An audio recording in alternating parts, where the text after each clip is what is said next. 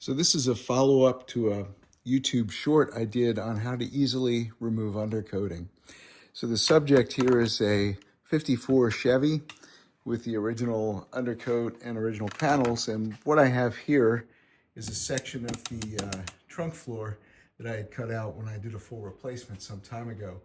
So we're gonna do a focused undercoating removal session on this piece here and see just what the process is and how easy or hard it is to make this happen. So the tools at hand would be a heat gun, nothing special, just your typical cheap Harbor Freight heat gun, putty knife, and whatever other hard implements you have to make this separate willingly.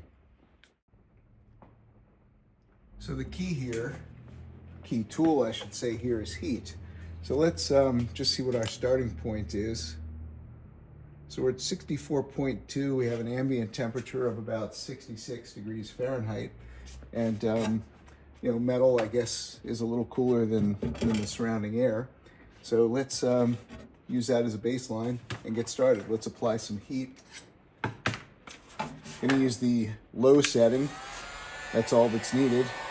We'll start near an edge here.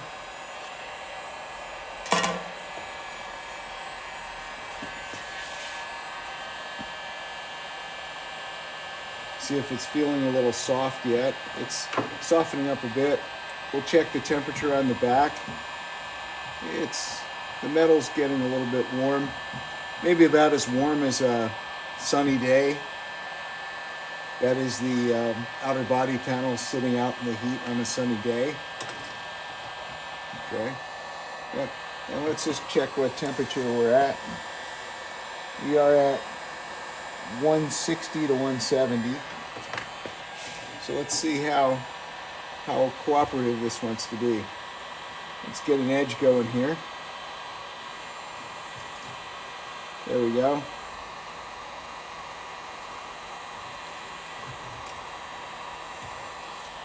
Heating a little bit ahead of where I'm working.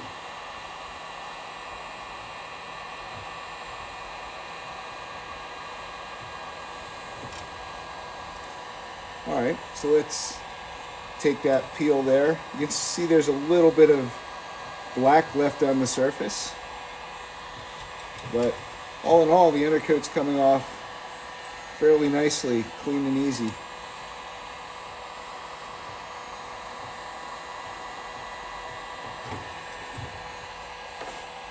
Let's check our temperature. Yeah, we're right around 170. So certainly not enough to start a fire. Not enough to get the stuff dripping on your skin. So let's see how we can clean that up the rest of the way.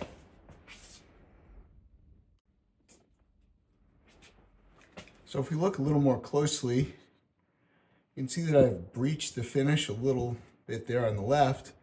But otherwise, I wouldn't be surprised if that's factory paint underneath that thin layer of tar. Enough time has passed that the surface has cooled. It's barely warm, slightly above ambient. In fact, let's see, 78.2. So with first pass, let's try just mineral spirits, paint thinner. This is asphalt-based undercoating, or tar-based undercoating. So let's see how nicely that cleans up.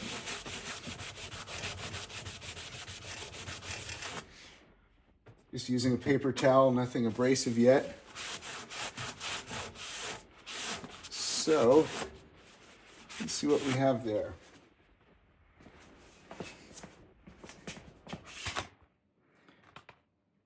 Looks like we have a primer finish rather than body color.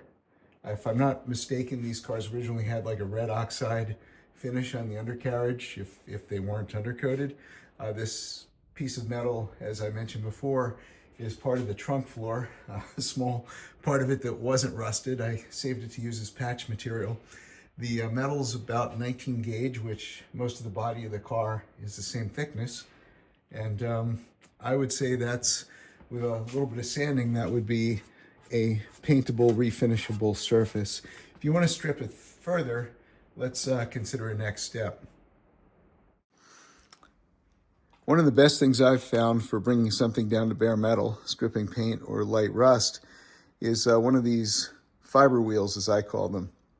They're not too expensive, and they don't take away much, if any, of the parent material, the metal.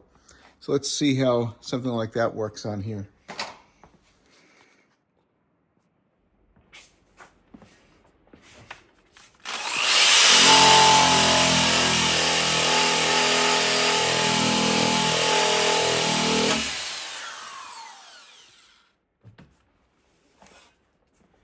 Well, that was almost too easy. Right down to shiny bare metal. There you have it.